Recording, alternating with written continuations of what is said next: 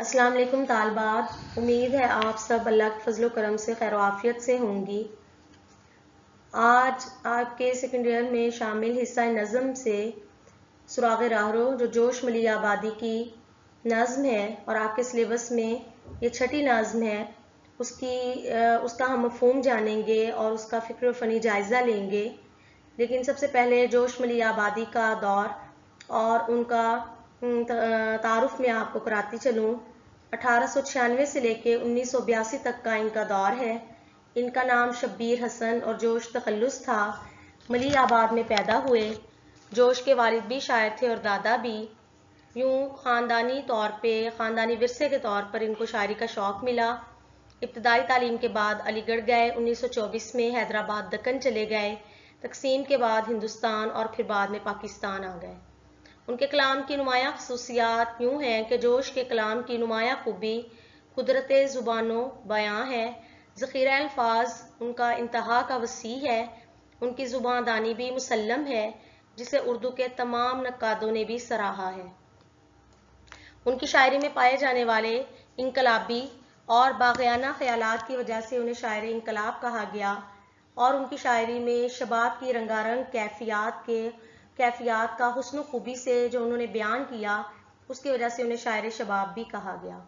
अगर हम उनके कलाम की नुमाया खसूसियात का जायज़ा लें तो कलाम की नुमाया खसूसियात में तग़ज़्ज़ुल, कुदरत ज़ुबानो बयां, सदाकत, मंजरकशी, इनकलाबी शायरी, शबाबियात, फ़िक्र नज़र की गहराई और फितरत निगारी शामिल हैं।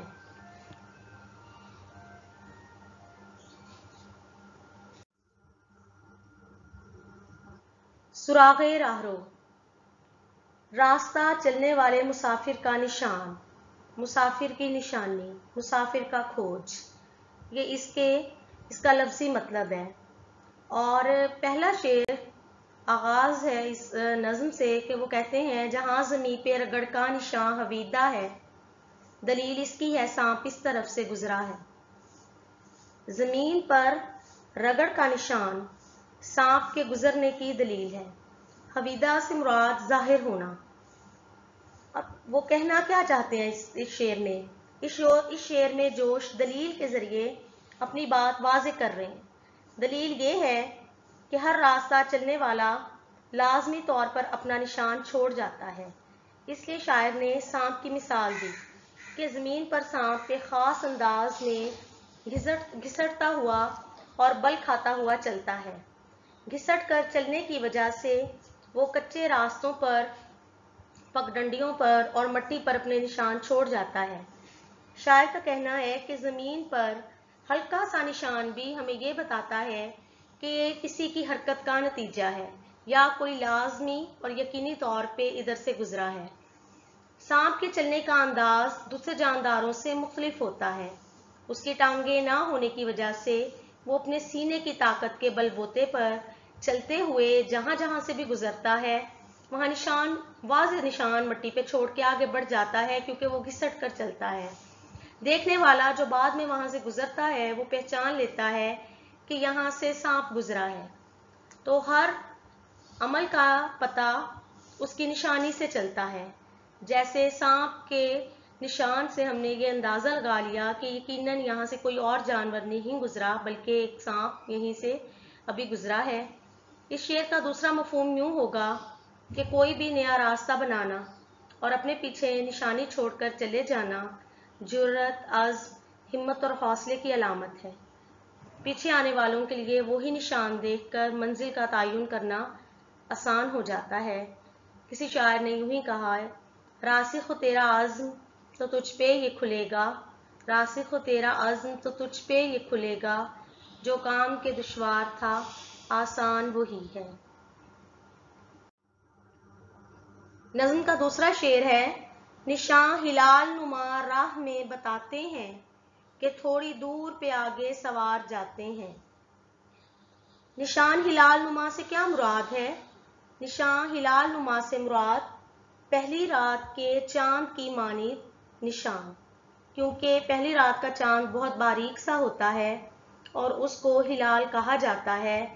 तो शायर कहता है कि जिस तरह रास्ते पर مٹی پر پہلی رات کے چاند کی مانند یعنی ہلال کی مانند نشان نظر آتے ہیں تو ہم یہ جان لیتے ہیں کہ ابھی ابھی یہاں سے کوئی اور نہیں گھڑ سواروں کا کوئی قافلہ گزرا ہے۔ جس طرح لمبی سی لکیر نظر آئے تو وہ سانپ کے گزرنے کی نشانی ہے، اسی طرح اگر کچے راستے سے گھوڑے پر سوار کوئی گزرتا ہے تو اس کے گھوڑوں کے سموں کے نشان زمین پر نقش ہو جاتے ہیں، جو ہلال نما یعنی پہلی رات کے چاند کی مانند باریک ہوتے ہیں۔ وہ نشان واضح پتہ دیتے ہیں کہ ابھی ابھی سوار یہیں سے گزرے ہیں۔ نشان کو دیکھ کر اندازہ ہو جاتا ہے کہ گزرنے والا ابھی زیادہ دور نہیں گیا۔ گھڑ سوار جتنی جرأت، عزم اور ہمت والے ہوتے ہیں، اتنے ہی واضح، گہرے اور بہت نظر آنے والے نشانات ان گھوڑوں کے سموں کے زمین پر نظر آتے ہیں اور بنتے ہیں۔ جب گھڑ سوار منزل پر روانہ ہوتے ہیں تو ان کے گھوڑوں کی رفتار کم ہوتی ہے اور ان کے قدموں کے نشانات بھی کم گہرے اور مدھم ہوتے ہیں جو پہلی رات کا چاند معلوم ہوتے ہیں، اور جب ان کے گھوڑوں کی رفتار تیز ہوتی ہے تو ان کے قدموں کے نشان بھی گہرے اور بڑے ہوتے چلے جاتے ہیں۔ اور جس طرح پہلی رات کا چاند ہلال ہوتا ہے لیکن جب وہ بڑا ہوتا چلا جاتا ہے تو وہ مکمل ہو جاتا ہے، اور اسی طرح سفر کے ساتھ ساتھ قدموں کے نشانات بھی بڑے اور واضح ہونا شروع ہو جاتے ہیں۔ یہی نشانات بعد میں پیچھے آنے والے مسافروں کے لیے رہنمائی کا باعث بنتے ہیں۔ چنانچہ منزل پر وہی مسافر پہنچتے ہیں جو عزم، ہمت اور حوصلے سے کام لیتے ہیں، کیونکہ یہ بات ہم سب جانتے ہیں کہ ہمت، کوشش اور لگن سے ہی انسان اپنی منزل مقصود تک پہنچ سکتا ہے اور اپنی زندگی کا جو اس نے مقصد تعین کر رکھا ہوتا ہے وہ حاصل کر لیتا ہے، جبکہ کم ہمت لوگ کبھی بھی اپنی منزل کو حاصل نہیں کر سکتے، وہ راستے کی دھول میں اور بھول بھلیوں میں ہی گم ہو کر رہ جاتے ہیں۔ عارف عبد المتین جو کہ ایک بہت اچھے شاعر ہیں، انہوں نے اسی سفر کے حوالے سے ایک شعر کہا: چلتے رہو کہ چلنا ہی منزل کی شرط ہے، چلتے رہو کہ چلنا ہی منزل کی شرط ہے، عارف کوئی سفر سفر رائے گاہ نہیں۔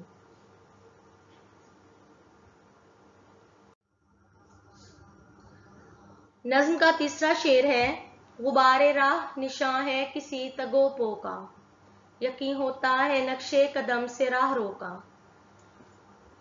غبار راہ، راستے کی دھول، راستے کا غبار، وہ نشانی ہے، کس چیز کی نشانی ہے؟ تگو پو کی۔ تگو پو سے کیا مراد ہے؟ دوڑ دھوپ، کوشش، جستجو۔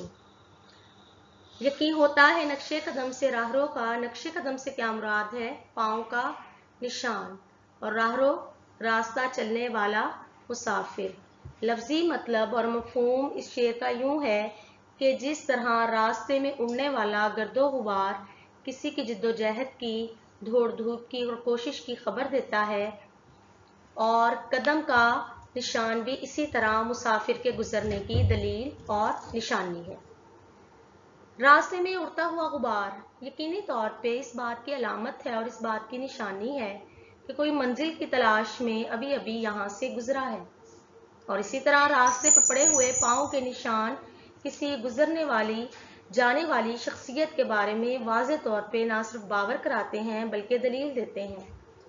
ظاہر ہے کہ کوئی پیدل چل رہا ہوگا، راہرو پیدل جا رہا ہوگا تو اس کے پاؤں کے نشان زمین پر نقش ہو جائیں گے، اور اگر وہ کسی چیز پہ سوار ہوگا اور سواری بھی بہت تیز رفتاری والی ہوگی تو اڑتا چلا جاتا ہے، اور پیچھے سے گرد و غبار اس کی دوڑ دھوپ، اس کی کوشش اور اس کی تیزی اور شوق کا پتہ دیتا ہے۔ اسی طرح شاعر نے اس چیز میں یہی بات یہاں اس شعر میں واضح کرنے کی کوشش کی ہے کہ راستے میں موجود گرد و غبار یقینی طور پہ کسی کی کوشش کا نشان ہے، کسی مسافر کا پتہ دیتا ہے۔ یعنی ہم دیکھتے ہیں کہ اس نظم میں شاعر انسانوں کو ایک دعوت عمل دیتا ہوا نظر آتا ہے، جس کے لیے شاعر نے بہت سی ایسی مثالیں دی ہیں جو ہماری روزمرہ زندگی سے تعلق رکھتی ہیں، اور یہ تشریح طلب شعر میں بھی شاعر یہی بات کہہ رہا ہے کہ راستے میں اڑتا ہوا گرد و غبار کسی مسافر کا پتہ دے رہا ہے،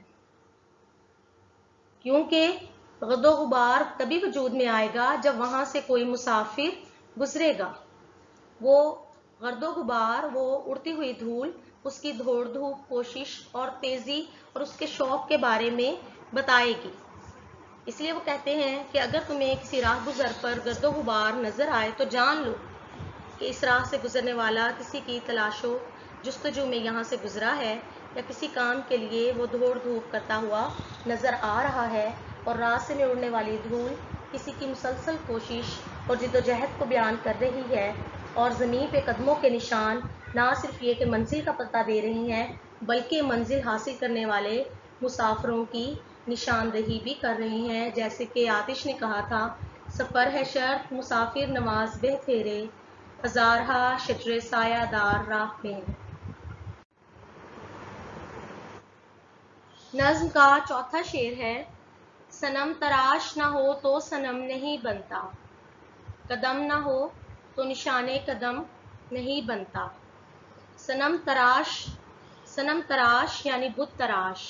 بت کو بنانے والا اگر نہیں ہوگا تو بت وجود میں نہیں آئے گا، اور قدموں کے نشان اگر نہیں ہوں گے تو نشان قدم بھی وجود میں نہیں آئے گا. اسی طرح اس کی مثال انہوں نے اب وہ ہمیں جس طرح مختلف مثالوں سے شروع سے سمجھا رہی ہیں، اب جوش ایک اور مثال سے ہمیں یہی بات باور کراتے ہوئے کہتے ہیں کہ جس طرح ایک پتھر کا بت بنانے والا بت تراش پتھر اور پتھر کو تراشتا ہے، اس کے لیے جن آلات کی ضرورت ہوتی ہے وہ اگر اس کے پاس نہ ہو اور وہ کام نہ کرے، اپنے فن میں اپنے ہنر میں ماہر نہ ہو، تو کبھی بھی وہ صنم کو ایک بت کو وجود میں نہیں لا سکتا. اسی طرح قدم یا پاؤں کے نشان بھی اسی وقت بنتے ہیں جب کہ سفر کیا جائے یا قدم با قدم چلا جائے. اگر پتھر تراشنے والا نہ ہوگا تو خوبصورت اور حسین و جمیل مجسمہ کیسے وجود میں آئے گا؟ کیونکہ پتھر کو تراشنے کے لیے جس مہارت کی ضرورت ہوتی ہے ہر کوئی اس سے واقفیت نہیں رکھتا، جس کا کام اسی کو سانجھے. اگر آپ مٹی سے بت بنانے والے سے پتھر کا بت بنانے کا کہیں گے تو اس کے لیے ممکن نہیں ہے کہ مٹی سے بت بنانے کی ترتیب کچھ اور ہے اور پتھر سے بت بنانا اور مہارت رکھتا ہے. پتھر کو تیشے اور ہتھوڑے سے کاٹ کاٹ کر محنت اور بہت زیادہ عرق ریزی سے بت تراشا جاتا ہے، جبکہ مٹی سے اگر کوئی کچھ بنائے گا تو وہ مٹی کو پانی میں گوندھ کر اسے بنائے گا. تو یہاں وہ اسی طرح ہمیں سمجھانے کی کوشش کر رہے ہیں کہ اور وہ یہ بتاتے ہیں کہ بت کی تراش خراش، اس کے نقش و نگار، اس کے بنانے والے کے بارے میں ہمیں بتاتے ہیں، تو یقینی طور پہ اس کے خالق کا پتہ دیتے ہیں. گویا وہ بت جو ہے وہ اس بت گر کے فن کے کمال کا خود اظہار ہے. بار بار وہ اپنی بات کو دہراتے ہیں اور مثالوں کے ذریعے سمجھانے کی کوشش کرتے ہیں جس کا اظہار وہ پہلے بھی کر چکے ہیں.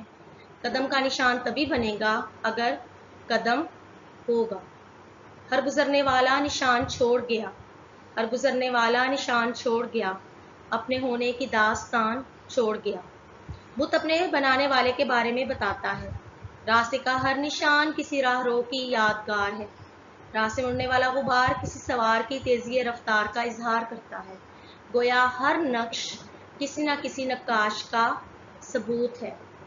تو یہ چیزیں آپ نے یہاں پہ سمجھنی ہے کہ بار بار جو میں ریپیٹ کر رہی ہوں اور حوالہ دے رہی ہوں کہ محنت، عزم و ہمت اور حوصلے سے ہی انسان کو اپنی منزل ملتی ہے. اگر وہ ہاتھ پہ ہاتھ رکھ کر بیٹھا رہے گا، کوشش نہیں کرے گا، دوڑ دھوپ نہیں کرے گا تو وہ زندگی کے کسی میدان میں بھی کامیابی حاصل نہیں کر سکے گا. اس لیے کسی شاعر نے کہا تھا، کر پہلے مجھ کو زندگی جاوداں عطا، کر پہلے مجھ کو زندگی جاوداں عطا، پھر ذوق و شوق دیکھ دل بے قرار کا.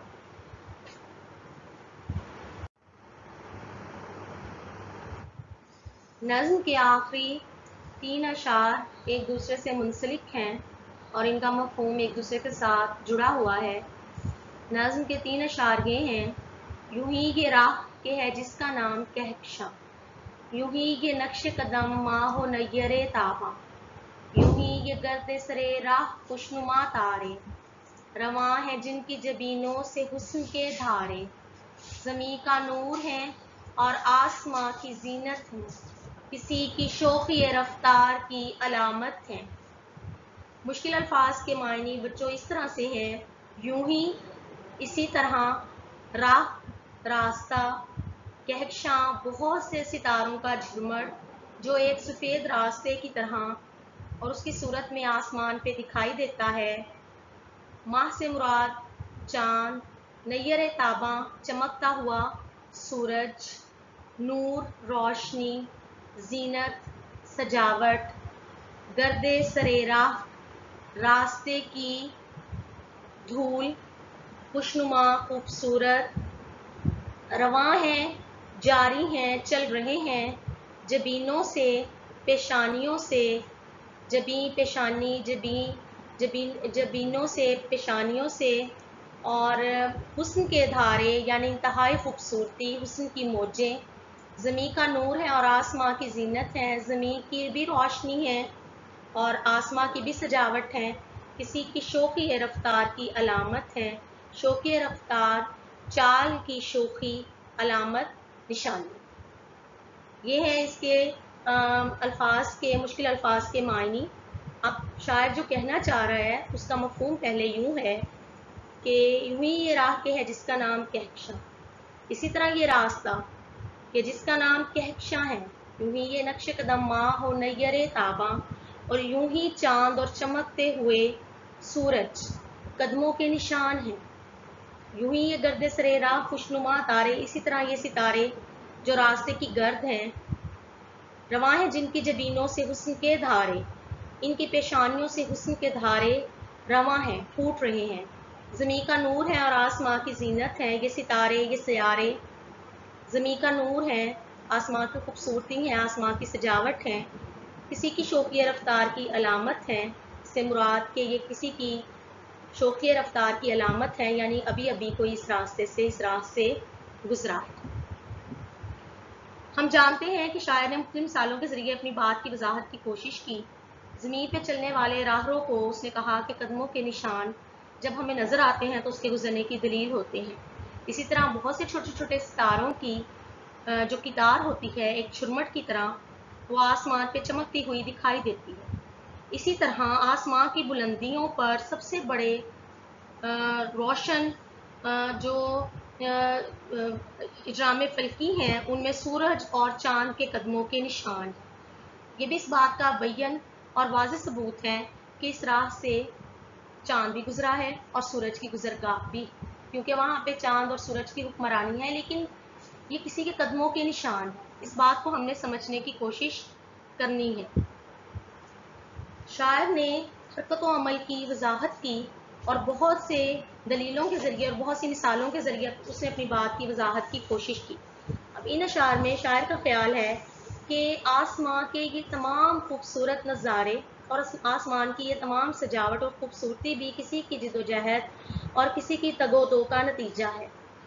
اپنے خیال کی وضاحت وہ اس دلیل کے ساتھ کرتے ہیں، وہ کہتے ہیں کہ آسمان پہ ہمیں ایک کہکشاں دکھائی دیتی ہے، ایک سفید راستہ دکھائی دیتا ہے، اسی طرح آسمان پہ روشن اور چمکتا ہوا چاند اور سورج، ان کے قدموں کے نشانات بھی واضح دکھائی دیتے ہیں جو مسلسل سرگرم سفر ہیں، کہ کسی مسافر کی نشاندہی کرتے ہیں۔ اور یہ کہکشاں کیا ہے؟ یہ لاتعداد ستاروں کا ایک جھرمٹ ہے۔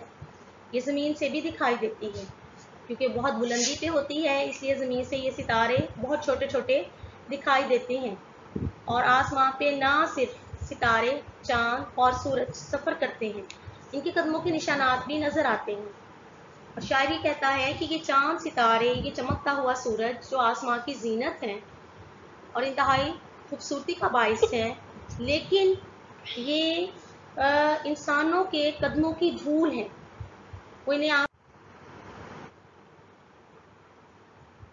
تو طالبات ہم دیکھتے ہیں کہ ان اشعار میں شاعر کہکشاں، اس کے گرد چمکتے ستاروں کو، آسمان پہ نور برساتے ہوئے چاند، سورج کو، پوری دنیا کو روشن کرنے والے سورج کو بھی، اور یہ ساری چیزیں جو آسمان کی خوبصورتی اور سجاوٹ کا باعث ہیں کہ ان کی پیشانیوں سے حسن کے دھارے بہہ رہے ہیں، وہ کسی سوار کی شوخی رفتار کی علامت قرار دیتا ہے اور اس کی نشانی بتاتا ہے۔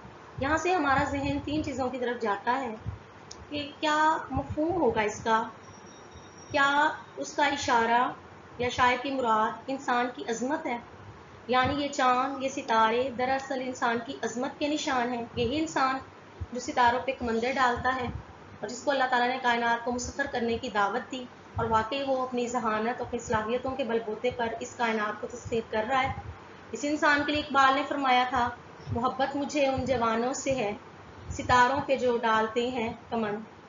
गोया ये शौक़ी रफ्तार इंसान की अज़मत का इशारा है जो उसे सितारों से आगे भी जाने की दावत दे रहा है। और इकबाल ने कहा, सितारों से आगे जहां और भी हैं, अभी इश्क के इम्तिहान और भी हैं। दूसरा अब हम देखते हैं कि किसी की शौक़ी रफ्तार की अलामत है कि इतनी खूबसूरत चीज़ें और इतनी नूर बहाती हुई चीज़ें किसी के कदमों की धूल हैं, तो वो शख्सियत कौन सी हो सकती है।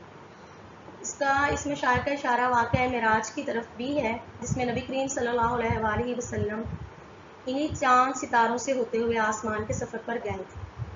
लिहाजा अगर मेराज मुस्तफ़ा सल्लल्लाहु अलैहि वसल्लम को बनज़र गौर देखा जाए तो हमें यह एहसास होता है कि मेराज भी दरअसल इंसान की अज़मत ही की दलील है। इसलिए तो शायर ने कहा था, सबक मिला है ये मेराज मुस्तफ़ा से मुझे, ख्याल में बशरियत की ज़द में है गर्द। जबकि इस नज़्म में इन अशार में शायर का तीसरा मफ़हूम या इशारा अल्लाह ताला की कुदरत की तरफ भी है कि ये सारी चीज़ें किसी के जमाल किसी जमील का पता देती हैं और ये कमाल किसी कामिल की तरफ रहनुमाई करता है। क्योंकि कुरान पाक में अल्लाह ने फरमाया कि बेशक हमने आसमान दुनिया को चिरागों से आरास्ता किया। अब हम देखते हैं कि शायर ने यहाँ पे मुख्तलिफ दलीलों के ज़रिए बात को समझाने की कोशिश की। ये वो सितारे जो आसमां को नूर अता कर रहे हैं, ज़मीन को नूर दे रहे हैं, तारीक रातों को रोशन करते हैं, इनकी बदौलत आसमान भी खूबसूरत और हसीन दिखाई देता है। फिर भी ये किसी की शरारत भरी चाल और कदमों की चमक के निशान हैं। तलमी के अशार ये महसूस होते हैं। और आखिरी 3 अशार में अगर देखा जाए तो मैंने हमेशा क्लास में यही कहा कि जोश ने खुदा के आखिरी नबी हज़रत मोहम्मद सल्लल्लाहु अलैहि वसल्लम के वाक़या मेराज का ही जिक्र किया। ये कहकशां, ये चाँद, ये रोशन और मुनव्वर सूरज, चमकते हुए सितारे सभी महबूबे किब्रिया के कदमों ही के निशान हैं। ये नूर मोहम्मदी सल्लल्लाहु अलैहि वसल्लम ही है जो इन सब में हवीदा और ज़ाहिर है। ये नूर नबी है जो तारों की दिलबरी में है। ये नूर, ये रोशनी इस बात की दलील है कि खुदा का महबूब इसी रात से गुजरा और यही सबसे बड़ी हकीकत है। तो गोया किसी शायर ने कहा था, इस शायर ने कहा था, जबीने अर्ज़ को महरे दरख्शां करके छोड़ेंगे, हम इन ज़र्रों को तारों से भी ताबा करके छोड़ेंगे। उम्मीद है सुराग़े राहरो जोश मिली आबादी की ये नज़्म जो इंतहाई खूबसूरत अशार पर मुश्तमिल है और आज़्म, हौसला, हिम्मत, हरकत व अमल की दावत देती है, तलाशो जुस्तजू की दावत देती है, ज़िंदगी में आगे बढ़ने पे उकसाती और मुतहर्रिक करती है। आपकी समझ में आ गई होगी। नज़्म के अशार की तशरीह को अच्छे तरीके से समझने की कोशिश कीजिए। असाइनमेंट यही है आपकी कि इसके नोट्स बनाएं। घर पे इसे ना सिर्फ आप रिटर्न लिखें बल्कि इसका काम अपनी नीट नोटबुक्स पे इस तरह से उतारिए कि जब कॉलेज खुलें तो हम ये नोट्स आपसे लेके इन पे एक नज़र डालें और इन्हें चेक करें। अच्छे तरीके से इसको समझें। अल्लाह ताला आपको अपने हिफ्ज़-ओ-मान में रखे। अपना ख्याल रखिए। अल्लाह हाफ़िज़।